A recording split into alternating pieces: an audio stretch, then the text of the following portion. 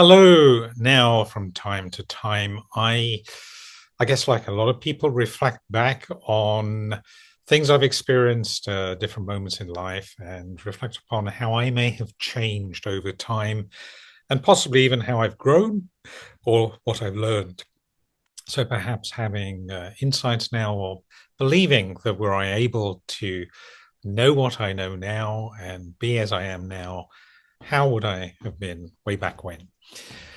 And I had a reflection earlier about when I particularly started working, which I did after my uni years. So I was in my early 20s, and the huge discomfort that I often felt in social company, really. And social is not quite the right word, but in any kind of relationship. I often stumbled over my words. I didn't know how to present myself. I was even conscious of how I was walking and holding my posture and so on.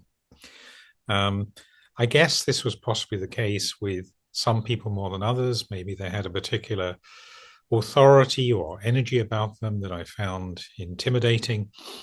But I do wonder whether there was something about my the, the the suppression of my sexuality, my desire to have Anya known at that time, although Anya was a name yet to be born, I think, at that particular time in my life.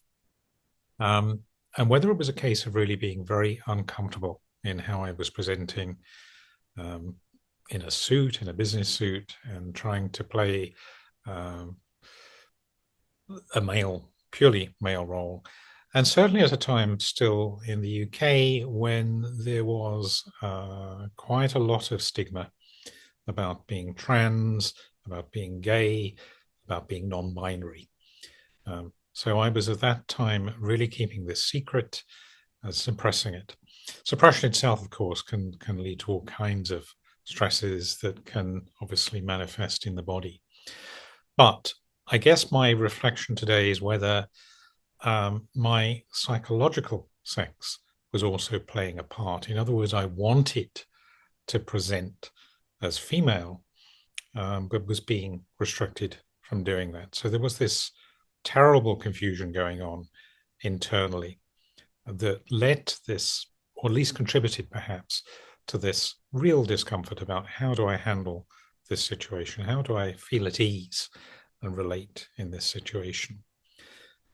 I don't think that's probably the whole answer, but it just occurred to me that it may well have been quite a significant factor in that discomfort. That the discomfort wasn't all down to my, I don't know, feeling shy or feeling ill at ease, not quite knowing how to conduct myself socially in the company of some of my particularly male colleagues. And I think it was primarily, if not exclusively, interestingly, with male colleagues that I felt this disease.